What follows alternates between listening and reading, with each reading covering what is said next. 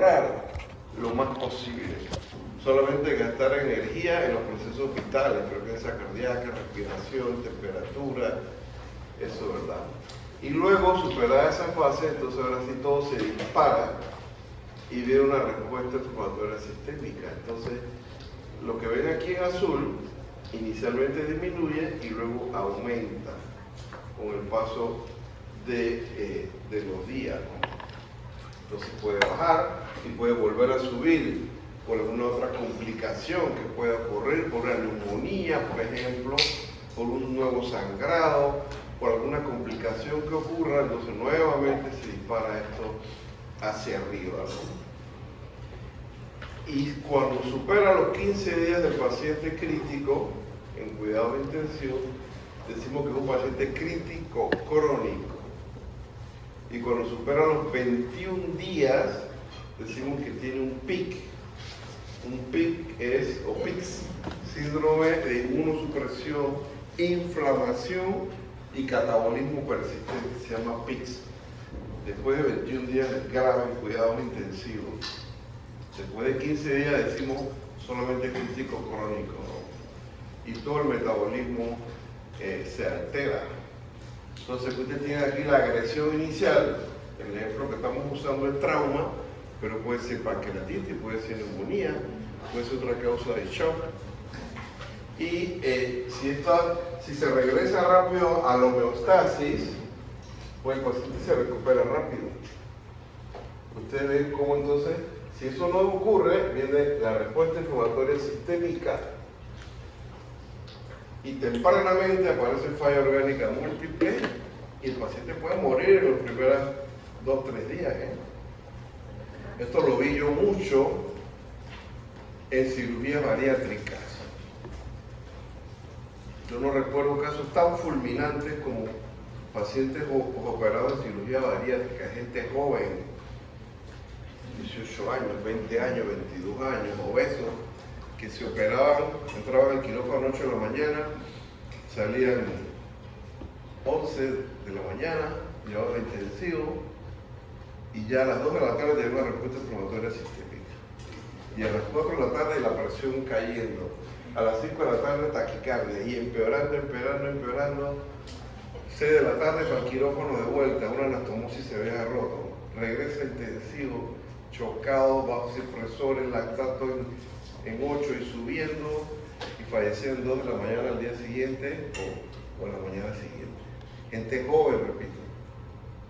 Recuerdo como, están en mi mente como 3 o no, más, como 6 casos así. Muy doloroso, la verdad.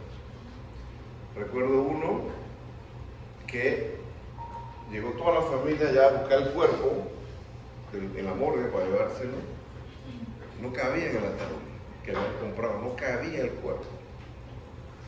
Con todo el llanto y el sufrimiento tuvieron que volver a meterlo en la morgue, irse a ver cómo le conseguían un ataúd mucho más grande. Me acuerdo de conferencias tituladas cirugía bariátrica, una opción para la vida o para la muerte, de otros profesores, claro. O cirugía bariátrica, una opción o una ilusión. Y cosas así relacionadas a esta vía de aquí, una respuesta muy rápida. Eso tiene que ver con la curva de aprendizaje, ya hay lugares donde se hace cirugía bariátrica mucho con mejores resultados, ¿no? Entonces vean la curva, y después de 14 días paciente crítico crónico, después de 21 días PICS. Y también una fase de inmunosupresión. Entonces la curva que sube y baja indica que aumenta la inflamación o la antiinflamación. Muchos de estos pacientes ya 2-3 meses en intensivos van a un área de semi-intensivos y allá tienen una muerte indolente, se repiten muchas infecciones, úlceras por presión, neumonía, muchas infecciones, tienen descenso en los niveles de adenina y eso favorece mucho la inmunosupresión y las infecciones, ¿no? Entonces nuevamente en trauma, esta es la respuesta cardiovascular inicial y vamos bajando a la respuesta inflamatoria con edema, producción de citoquina, la respuesta metabólica entonces que se va dando. Entonces esto se amplifica dependiendo de la intensidad del trauma. de la severidad del trauma. Esto es nuevamente la fase E, la fase inicial, que en 24 horas debería resolverse. Y luego la fase de flujo, donde ya se expresa el síndrome de respuesta inflamatoria sistémica. ¿Cuántas partes tiene el SIRS?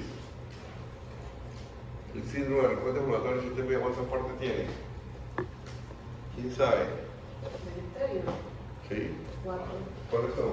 Temperatura menor de 36 y mayor de 38. Frecuencia cardíaca menor de 90. Cardíaca mayor de 90. No, mayor de 90.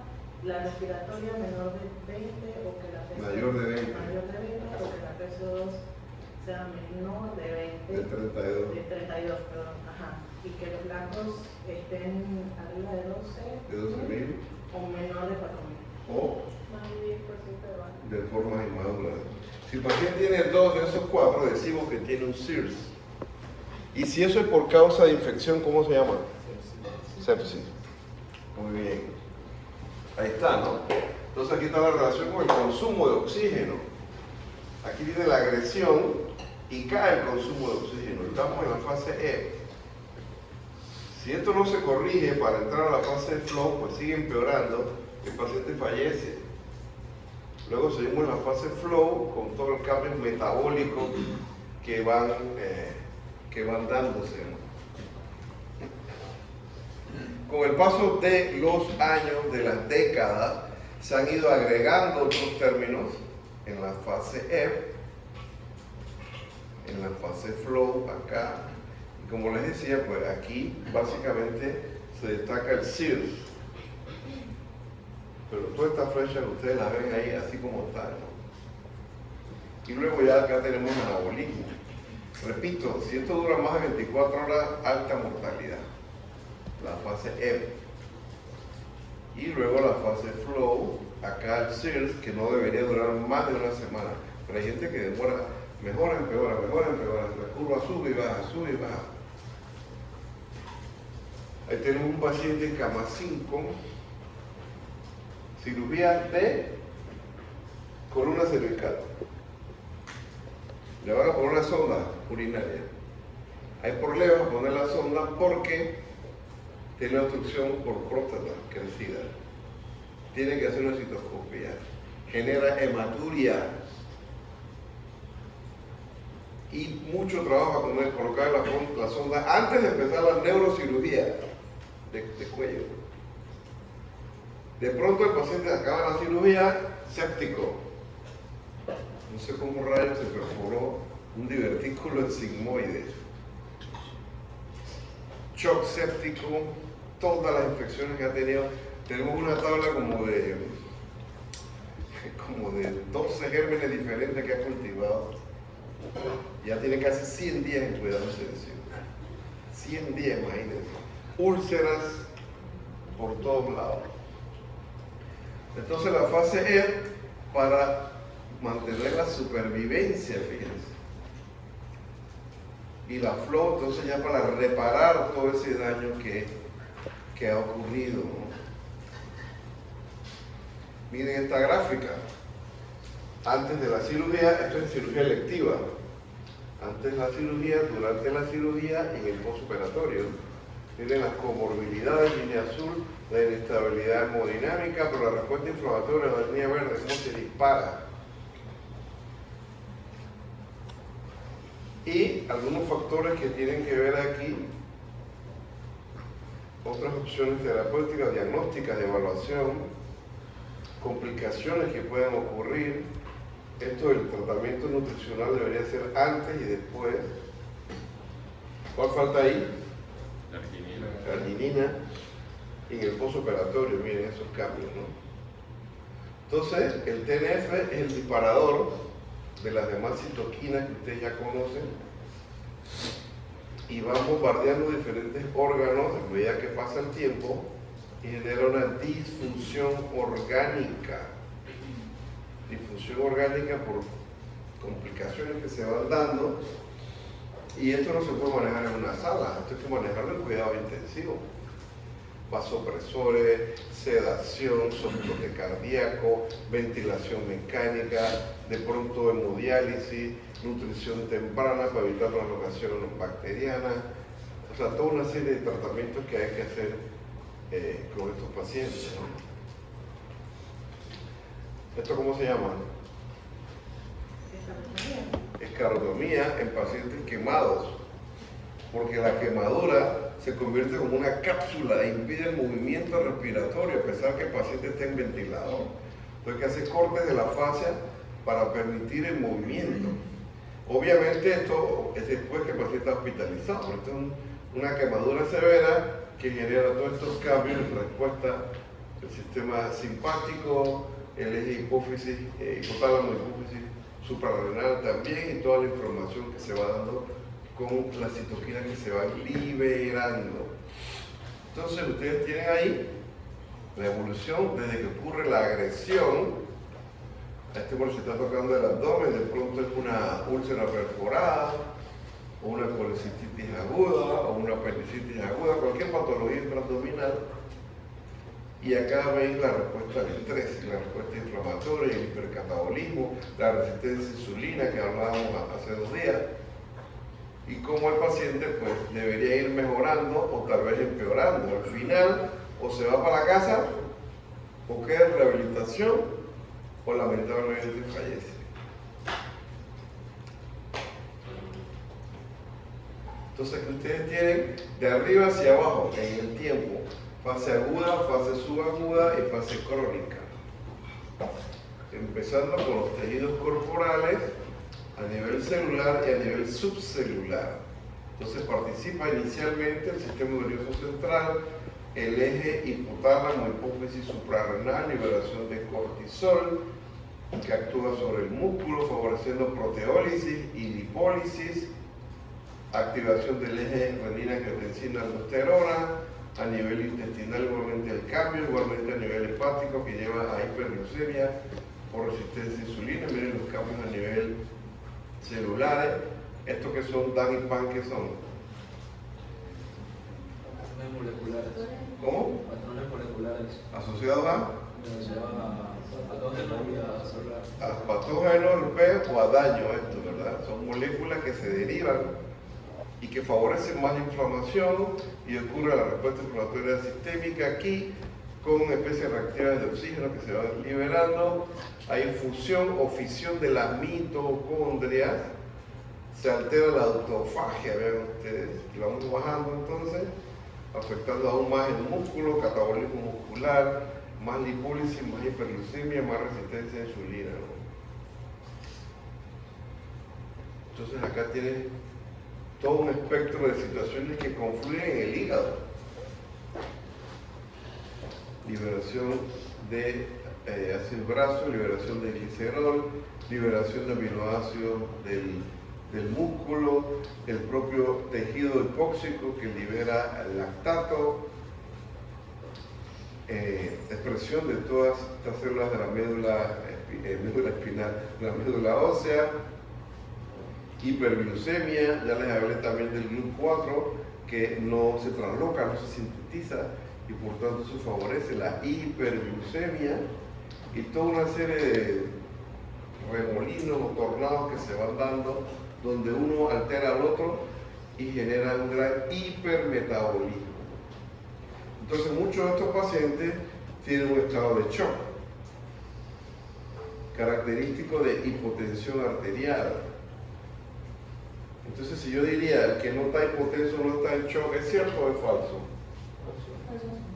¿Por qué es falso? ¿Por qué? Porque hay otro tipo de shock. Si el paciente... Espérate. Carlos, ¿estoy en clase? ¿Qué pasó? Corre, estoy en clase, te están oyendo todos aquí.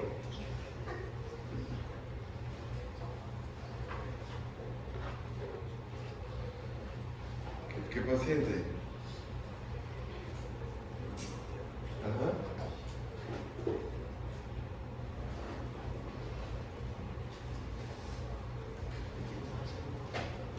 Pero ya lo operaron.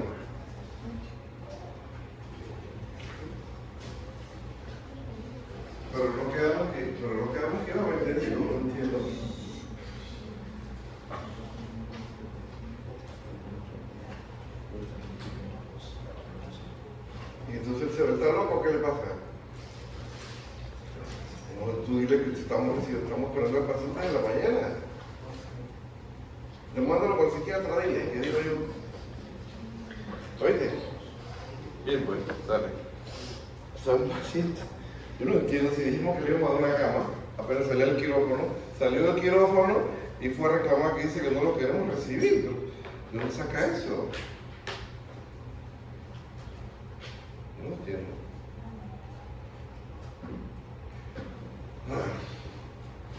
Paciente con una disección de aorta desde la semana pasada. No entiendo por qué no cargan hasta hoy. Bueno, les preguntaba si en ausencia de hipotensión puedo decir que el paciente está en shock. ¿Tú dices que no? ¿Por qué? Porque dentro del criterio shock está la hipotensión. Ajá, ¿quién dice que sí?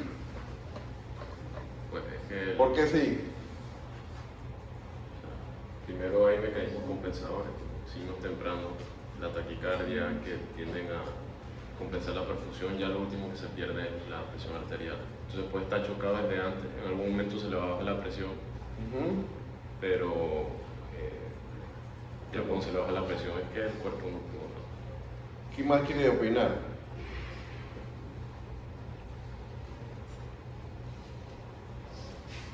Levanten la mano los que dicen que es necesario hipotensión para decir que el paciente está en shock. 1. Levanten la mano los que dicen que no es necesario que el paciente esté hipotenso para decir que está en shock. La mitad no votó. Este es momento de votar, o sí o no. Ya ustedes están grandes para votar, para opinar. Y este es el momento para equivocarse. Después que reciben el diploma ya nadie les va a perdonar que se equivoquen. Entonces no se queden callados. Analicen la pregunta, ¿no? ¿Dónde está el shock? ¿La presión arterial o el tejido? El tejido. El tejido. Inicialmente yo puedo tener presión arterial normal y está en shock el paciente. Ahora vamos a ver. Por ahí un ejemplo. Bueno, entonces aquí ya dice, empieza que está hipotenso.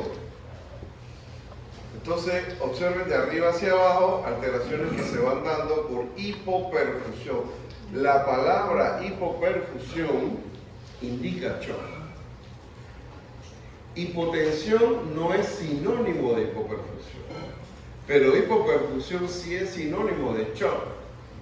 ¿Me explico? Entonces, este paciente está en hipoperfusión con signos de hipoperfusión cerebral en la piel y a nivel renal. Hay taquicardia, el lactato se eleva. ¿Cuánto es lo normal del lactato? Menos de 2 es lo normal, 2.0 milimoles por litro, acuérdense.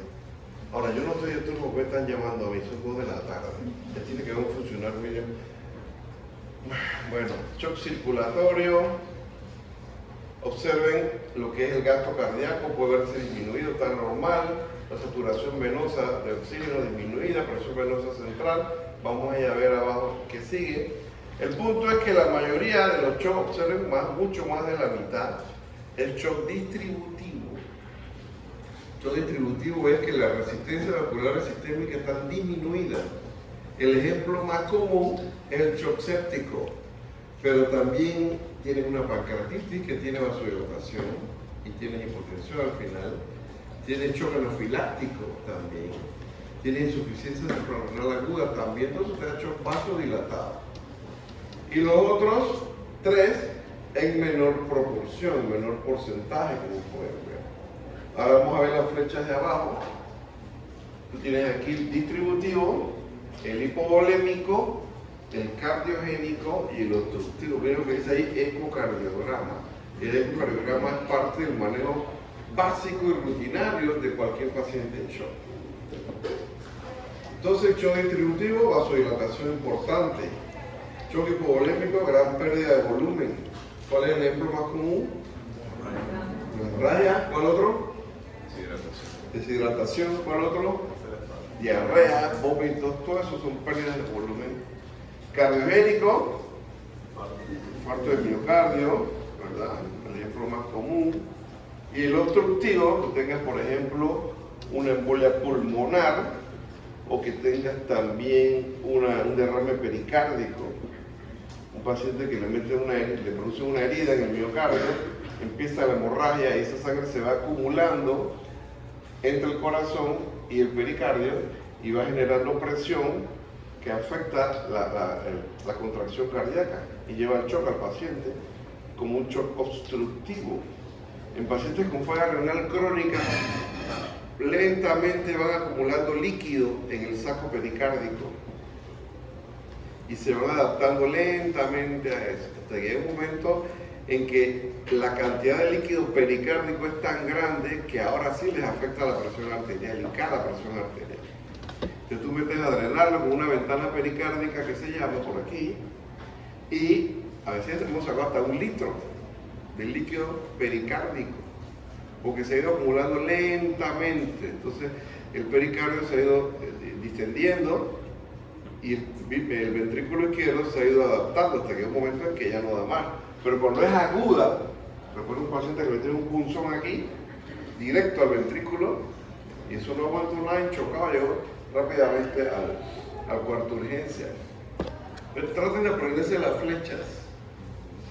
Las flechas que indican resistencia vascular sistémica. Entre más bajan, más dilatado está el paciente, más vasodilatación hay.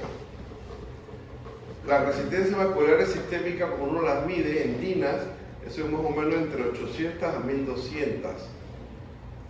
Entre más baja, pues puede bajar a 800, 700, 600, 500, más vasodilatado está el paciente. Frecuencia cardíaca, observen aumentada, hecho distributivo. Gasto cardíaco variable. A veces el gasto cardíaco está aumentado, pero es por la taquicardia. Presión venosa central, disminuida un poco si el paciente está hipovolémico. Saturación venosa central de oxígeno aumentada. Y acá tienen hallazgos al examen físico y tratamiento. Shock cardiogénico, la característica del gasto cardíaco disminuido. Todo lo demás aumentado, excepto la saturación venosa, extremidades frías, necesita inotrópicos para mejorar la fuerza de contracción. Dobutamina, levosimentan se puede usar. Shock obstructivo, ya les mencioné. Elevación de la presión venosa central, la presión de cuello también puede estar elevada. Sí, miren que un neumotórax te puede generar eso también, un neumotórax a tensión. Pericardiocentesis, que es el procedimiento que les dije cuando hay derrame pericárdico, o una embolia pulmonar masiva puede generar una obstrucción al trayecto de salida del ventrículo izquierdo. Hipovolémico, y ustedes se lo saben, pues miren ustedes, la resistencia vascular sistémica es muy aumentada en estos tres por la descarga simpática. Está aumentada, por tanto aumenta la resistencia vascular sistémica en, si le dije que es 800 a 1200, hemos visto hasta 1800 elevada. Y la presión venosa central muy disminuida porque el paciente le falta volumen. Ahí están los ejemplos que ya vimos. Y al paciente hay que ponerle volumen. Y si es hemorragia, ponerle sangre, glóbulo rojo. ¿Verdad? Y por supuesto cerrar la pluma. Si es hemorragia, detener la hemorragia.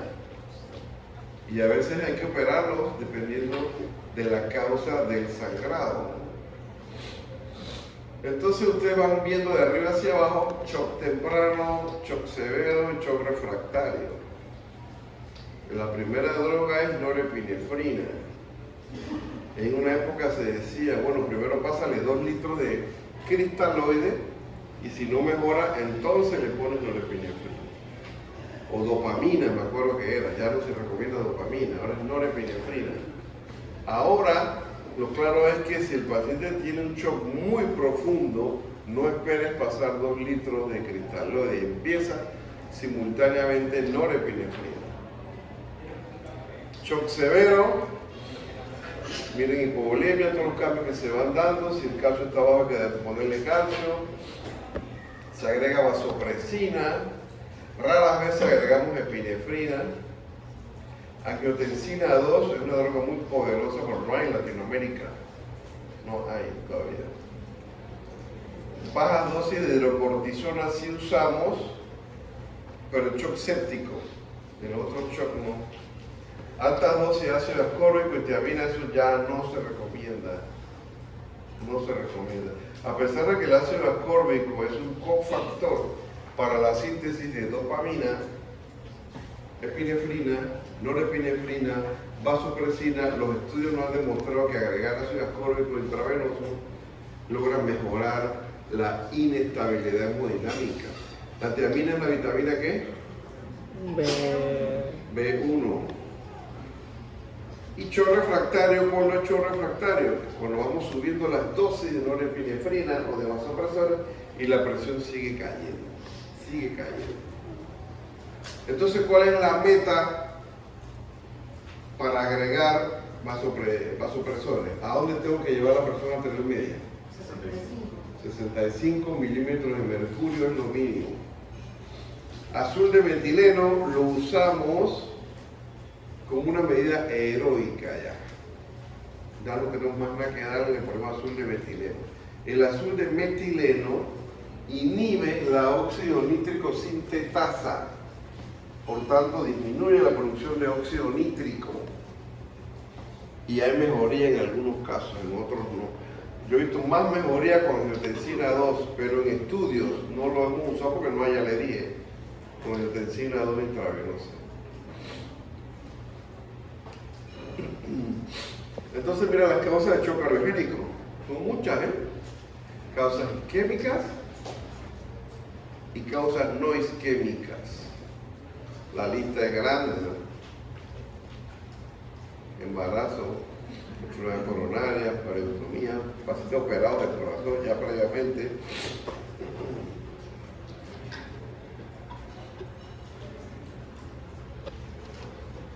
Esta es la causa de shock obstructivo, tumores mediastínicos, síndrome de vena cava superior, neumotórax de tensión, hemotórax, pericarditis constrictiva. Miren, hipertensión intraabdominal. ¿Cuánto es la presión intraabdominal normal? 8 o menos que hipertensión intraabdominal, ¿cuánto? Arriba de 12. Siempre comportamiento abdominal, arriba de cuánto. Dale que va bien. Sigue subiendo. Arriba de 20 milímetros de mercurio. O sea que yo tengo hipertensión en el abdomen y el corazón está bombeando contra una pared que está hipertenso, entonces se convierte en un shock obstructivo en el paciente y baja la presión. Aparte de que hay otro mecanismo, la hipertensión intraabdominal eleva mucho el diafragma y al elevar el diafragma acoda la vena cava inferior. Y al acodarse la vena cava inferior tumba el retorno venoso de la cava inferior.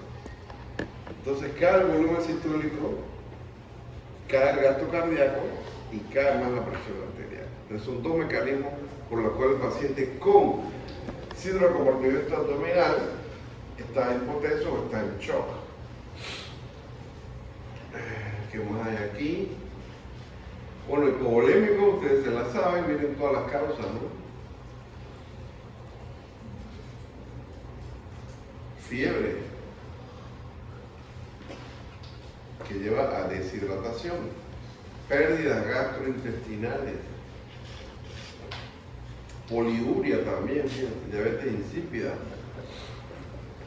shock hemorrágico, todo lo que tiene que ver con pérdidas sanguíneas, gastrointestinales, varices esofágicas, úlceras, atonía uterina en una labor de parto.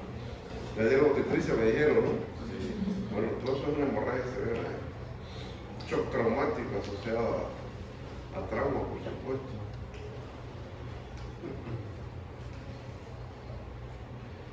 Entonces, ¿cómo se da la redistribución del flujo sanguíneo cuando hay shock o hipovolemia? ¿Quién sabe? Se preserva la perfusión a los órganos vitales. ¿Cuál es? Corazón, cerebro, glándula suprarrenal. ¿Y dónde se sacrifica? ¿Cómo? ¿De dónde se sacrifica? Ah, de todo lo demás. Todo lo demás, piel, músculo, hueso, ¿dónde es que más se sacrifica? A nivel del flujo sanguíneo es plácnico. Toda la irrigación abdominal se sacrifica enormemente y eso podría favorecer translocación bacteriana posteriormente, porque se debilita la barrera intestinal. Entonces muchas bacterias o sus productos pueden pasar a la circulación y el último stop es en el hígado.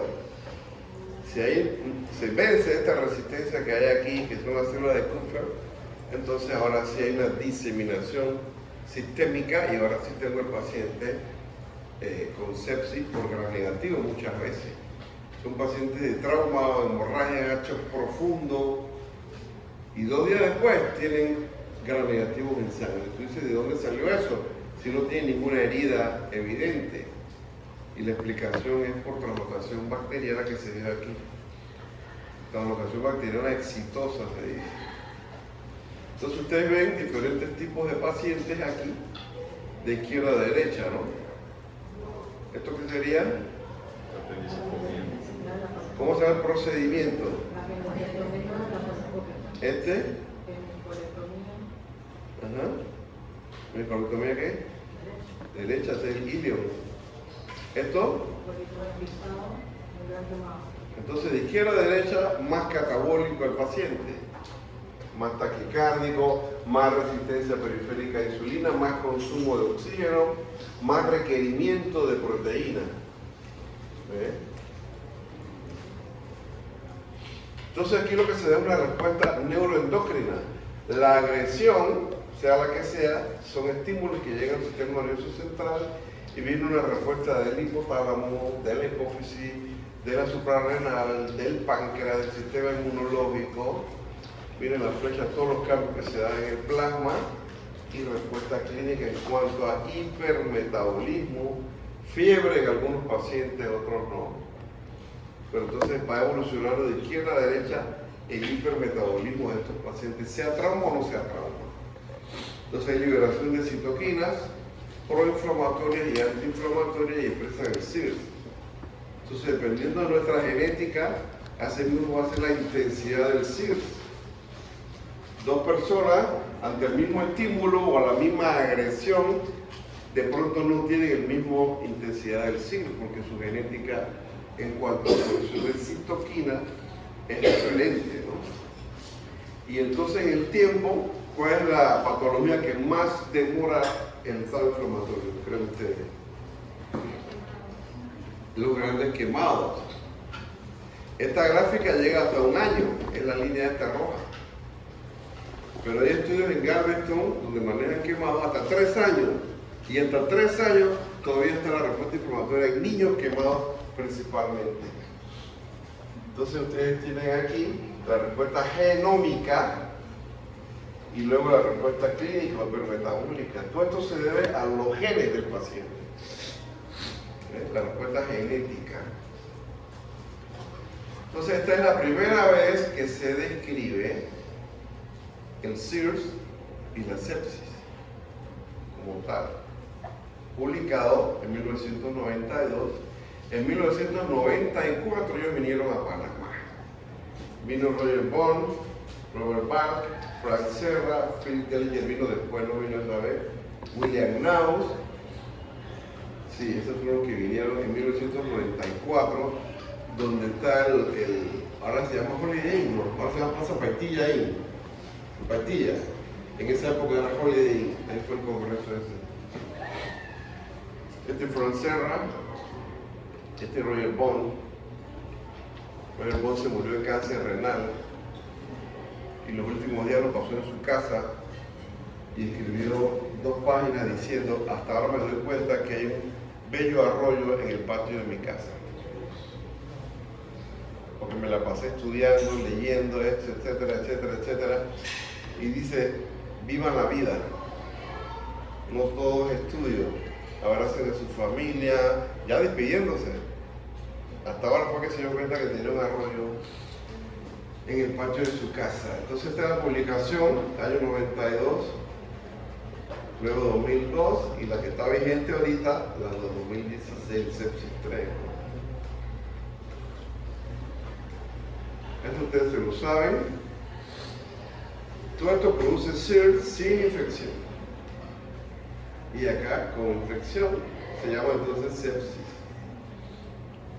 Desde la publicación del año 92, ellos decían que la palabra septicemia debía eliminarse. Y todavía hay gente que dice septicemia. Pero miren, una infección pequeña, si no se controla a tiempo, se va haciendo sistémica. Shock séptico y alto riesgo de muerte. Cualquier infección que no se controle a tiempo, en cualquier lugar, va a llevar a esta evolución. Y se suma la edad, se suma pacientes inmunosuprimidos, se suma pacientes con cáncer, se suma pacientes diabéticos. Entonces, todos esos son inductores para aumentar la velocidad hacia arriba. Por eso mejor controlarlo aquí cada vez que sea posible, ¿no? Para no llegar hasta acá. En este consenso 2016, entonces se dice no usar la palabra sepsis severa. ¿Bien? Entonces, ponen esta definición, debe definirse como una disfunción orgánica potencialmente mortal causada por una respuesta disregulada del huésped. Es la respuesta del huésped la que nos mata.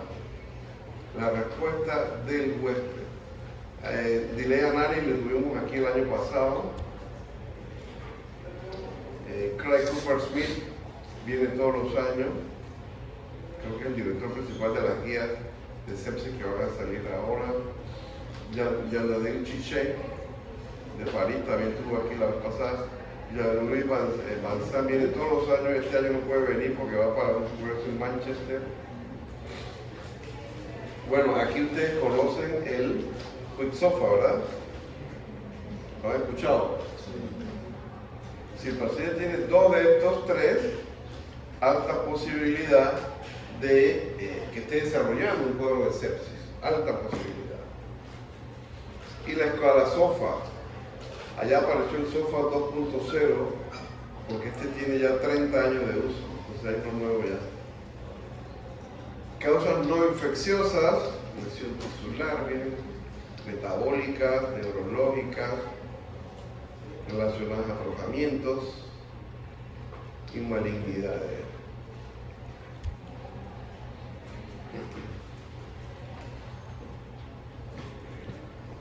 Factores para desarrollar SIRS, la edad, miren, inmunosupresión que ya les mencioné, asplenia.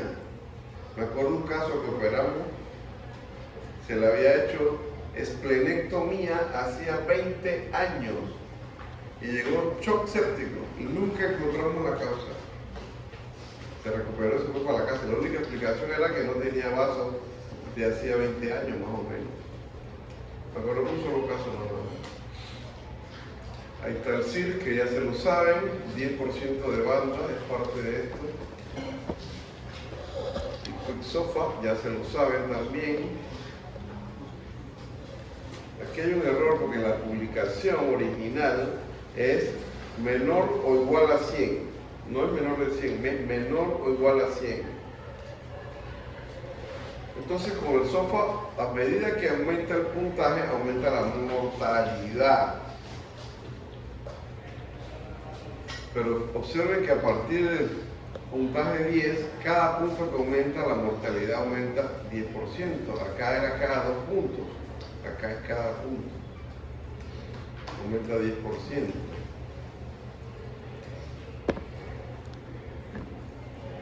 Y los cambios en cuanto a cirugía o a trauma, los cambios que se dan en el sitio de la agresión o el sitio de la cirugía, y cambios ya a nivel hepático, a nivel cardiovascular, a nivel tiroideo, a nivel de la hipófisis, suprarrenal, renal, inclusive el páncreas, ¿no?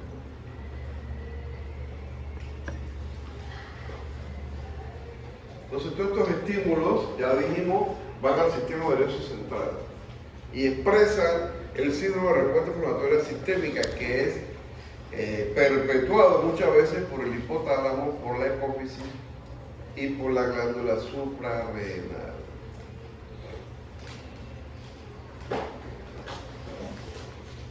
Entonces, de izquierda a derecha, todas estas agresiones puede tener el paciente. Tiene la respuesta de catecolaminas, de citoquinas, fiebre, proteínas de fase aguda, resistencia a insulina, todo lo que hemos hablado. Y al final tenemos más catabolismo y mucho menos anabolismo. Entonces miren cómo aumenta el gasto basal energético. Paciente crítico leve, crítico moderado, crítico severo. Aumenta mucho más el gasto basal energético. Miren, casi 180%. Y en esa misma curva aumenta el nitrógeno excretado en orina, porque hay más hipermetabolismo, más hipercatabolismo, más destrucción de masa muscular. Entonces, un gramo de nitrógeno, ¿cuántos gramos equivale a proteína? 6.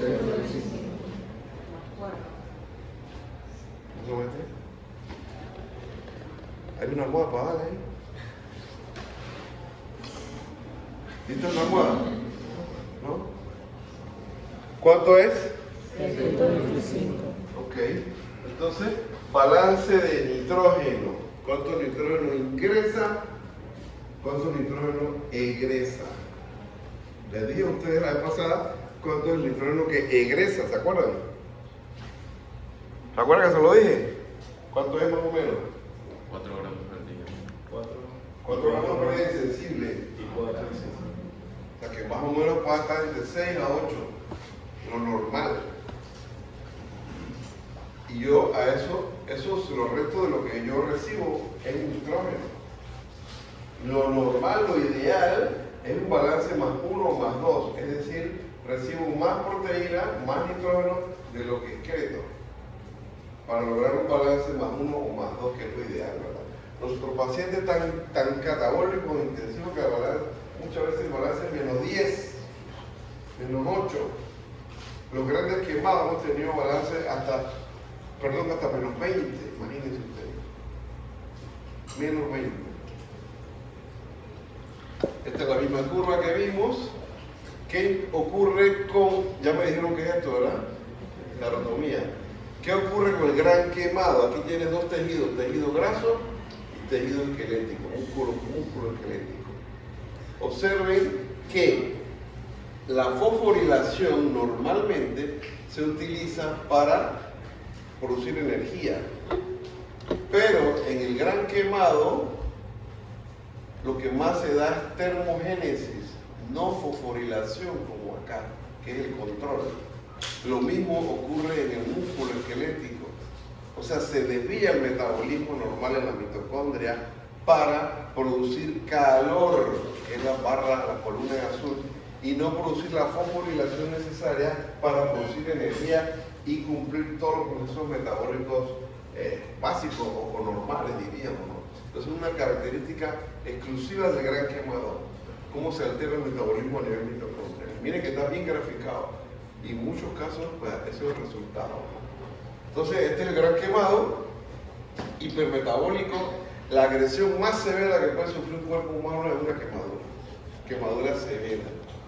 Miren todos los cambios que se dan a nivel cardíaco, tejido graso, hígado, músculo, por supuesto.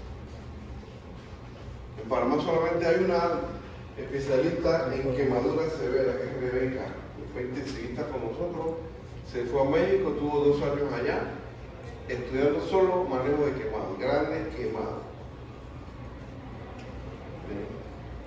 Otra más, quemadura severa, y vamos bajando con cambios, sistema nervioso central, cardíaco, plasma, intestino, riñón, hígado, tejido graso, músculo, observen, sigue bajando.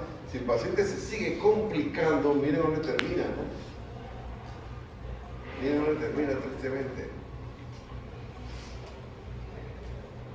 Entonces, Hay cambios de electrolitos también en estos pacientes graves que favorecen el edema. Por eso yo les hablaba también de que dar exceso de solución salina no solamente te lleva a acidosis hiperclorémica, sino que también te acumula mucho líquido porque se atrapa el sodio que está incluido en la solución salina normal. Entonces vienen los cambios en el peso. Estos pacientes sépticos inflamados retienen mucho líquido. De hecho, es la pregunta más frecuente de los familiares del cuidado intensivo. ¿Por qué está tan hinchado? No moverse favorece el edema. Y ellos que están inflamados, con más razón, más edema. Entonces el peso aumenta, miren. A diferencia de otros pacientes. Todos estos ejes se alteran: hipotálamo, hipófisis, adrenal, que ya dijimos, tiroideo, hormona de crecimiento, hormona lactotrófica, la prolactina principalmente, la testosterona, todo eso se afecta en mayor o en menor grado, ¿no? Nuevamente los PAM o los DAM vienen bajando con todas estas moléculas que participan, mediadores y biomarcadores que se van liberando y son los que bombardean los diferentes órganos y son los que llevan a falla orgánica múltiple. Después de la falla orgánica múltiple lo que sigue es shock refractario y ya es el último paso. La falla orgánica múltiple es producto de la existencia de los cuidados intensivos. Cuando no existía el cuidado intensivo, la gente se moría más rápido y no daba tiempo que apareciera una falla renal, una falla hemodinámica, una falla cardíaca, se morían antes. Pero los cuidados intensivos existen más o menos formalmente en 1950 por allá. Entonces tiene un soporte hemodinámico con vasopresores, con líquidos, tiene soporte respiratorio con el ventilador y todo eso mantiene más tiempo vivos a los pacientes graves y les da tiempo que aparezca la falla de órganos, la falla renal, la falla pulmonar, la falla hemodinámica, falla intestinal, falla hepática, falla hematológica, todas esas fallas que se puedan imaginar. Pero no hay cuerpo que aguante esto mucho tiempo. Y al final, o sigue la flecha roja, o sigue la flecha verde. Entonces hay gráficas que se han explicado, que se han mostrado para ver la evolución si el paciente no se complica o el paciente se complica en el tiempo. Entonces aparece el primer hit, por ejemplo, es el trauma. El segundo hit es la cirugía reparadora. El tercer hit, otra cirugía o una neumonía que apareció. Cirugía de control de daño, ¿qué es? Cirugía de control de daño. ¿No da trauma todavía? ¿Ah? Es la cirugía que se, o sea, tanto la parte exploratoria y la de control de lesiones que haya tenido el paciente. ¿Qué más? No escucho. Control de sangrado. Ajá. ¿Qué más? Por ahí una cosa. Cirugía de control de daño en pacientes con explosiones, con traumas severos, los metes al quirófano y tratas de repararle todo. Son 5, 6, 7 horas de cirugía. Llegan a cuidado intensivo y se mueren. ¿Qué? Si ya reparamos todo. No, hay que hacer cirugía de control de daño. Cirugía de control de daño es resolver las situaciones que ponen la vida en peligro. El sangrado, contaminación fecal, exposición, ruptura de tráquea o de bronquio. Eso es lo que pone la vida en peligro en ese momento. Resuelves eso y va para intensivo. Se estabiliza ya 2 días en promedio, regresa al quirófano para entonces hacer la reparación final. Eso es cirugía de control de daño, es un concepto militar. Acuérdense que iban los barcos, el portaaviones, el acorazado, todos iban a una misión y llegaba un ataque terrorista. Entonces lograban contener eso, pero la misión continuaba. Entonces ese concepto se trasladó a los pacientes graves, como muchas otras cosas en cirugía que vienen del campo militar, ¿no? Entonces cuando yo estoy sospechando que el paciente está séptico, ¿qué hago de primero? Medir lactato. Segundo, Hemocultivos. hemocultivo. Tercero, Canalizaciones, antibióticos. antibiótico. Cuarto, quinto. Entonces eso tengo que completarlo en 1 hora. En 1 hora tengo que completarlo. En 1 hora. En Panamá no veo estos postes, pero estos postes yo los veo en cuarto de urgencia en otros hospitales fuera de Panamá. Para que nadie se le olvide el orden. Cuarto de urgencia, sala de hospital. Con postes de ese tamaño así. Para que nadie se le olvide lo que tengo que hacer en la primera hora cuando estoy sospechando que el paciente está séptico. Sospechando. Entonces nuevamente los PAN y los DAN que favorecen inflamación y favorecen lo que es tormenta de citoquina, otro concepto militar. ¿Esto qué es? Huracán, ¿verdad? Bueno. La tormenta de citoquinas es un concepto que viene del campo militar. ¿Se acuerdan de la operación Tormenta del Desierto? Ustedes no habían nacido. ¿Cuándo nacieron ustedes? ¿Cuándo? 2003.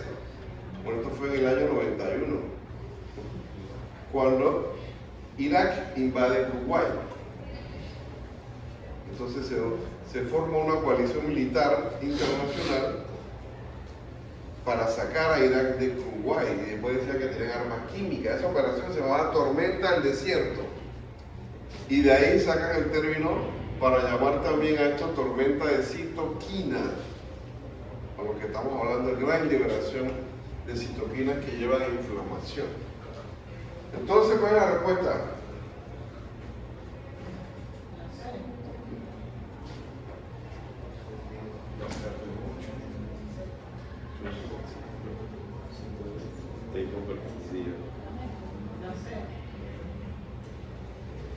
¿Cuántas respuestas hay? ¿Una? Hay ¿Dos? varias. ¿Tres? ¿Cuántas respuestas hay? Dos. Luis, Hay dos. ¿sigue chateando?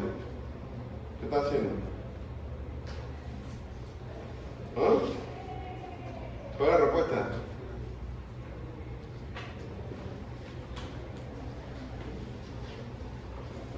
¿Cuál es la respuesta? C y D. C y D.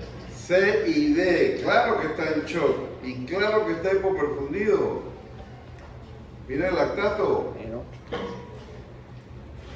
y la presión está aceptable, ¿eh? Podrías decir que ligera taquicardia, pero esto marca mucho. Y esto que ves así están los órganos internos también.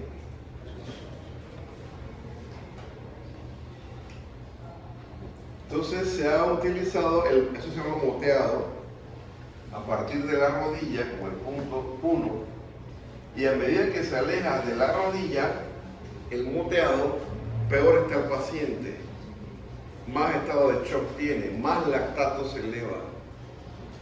Y hay gráficas que se han hecho, miren esta paciente, el moteado le llega al muslo, al abdomen, a las mamas, se murió por supuesto. Lactato en 12 y subiendo. Shock refractario. Norepinefrina, vasopresina, hidrocortisona y no había mejoría. Entonces, a medida que aumenta el score del moteado, la diuresis caía y aumentaba el lactato y aumentaba el SOFA. Esto sí no había cambio, no se encontró cambios en el índice cardíaco. Entonces esta tormenta de citoquinas pues lleva mucha inflamación, difusión de órganos y muerte, ¿verdad? Sea por infección o no, se puede generar una severa tormenta de citoquina. ¿Quién me explica eso?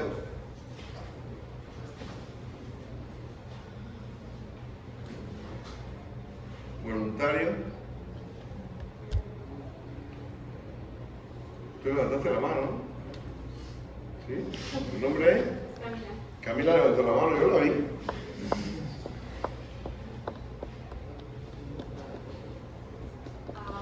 Aunque ¿Qué entiendes de esa imagen? que aunque el vicio sea localizada la acción, como la tormenta citoquina abarca, o sea, desencadena todo, se hace mal, o sea, sistémico mayor. ¿Por ese hombre que tiene? Ajá. La apendicitis. Ajá. ¿Y entonces? Maybe se perforó y se desconectó. Exacto, ese es más o menos. Apendicitis aguda localizada, fosa ilíaca derecha, hombre joven, delgado. Tomo antibiótico, tomo acetaminofén, yo no quiero ir para el hospital. Van pasando los días. De esos casos vi 4, ¿de acuerdo? En pandemia, la gente no quería venir al hospital. Llegaron en shock séptico. Uno se murió por apendicitis aguda perforada de los 4. Entonces la inflamación, si esto no se controla, pues es sistémica, ¿eh? Sistémica.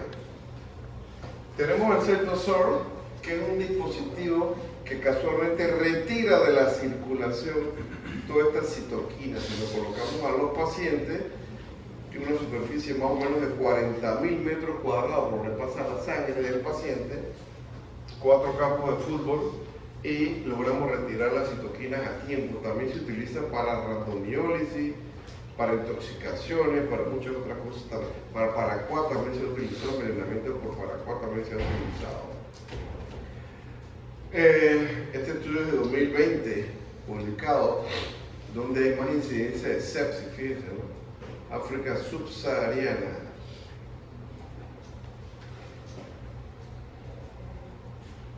¿Este país de aquí cómo se llama? Oman. No. Yemen. Oman es acá. Este. Arabia Saudita. Irán. Irán es este. De Irak. Este. ¿Cómo se llama Turquía?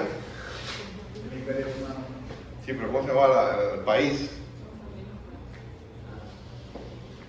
¿O la península de? Anatolia, la península de Anatolia, exacto. O Asia Menor también se llamó. Aquí Turquía, esto de aquí. ¿Y esto aquí qué es?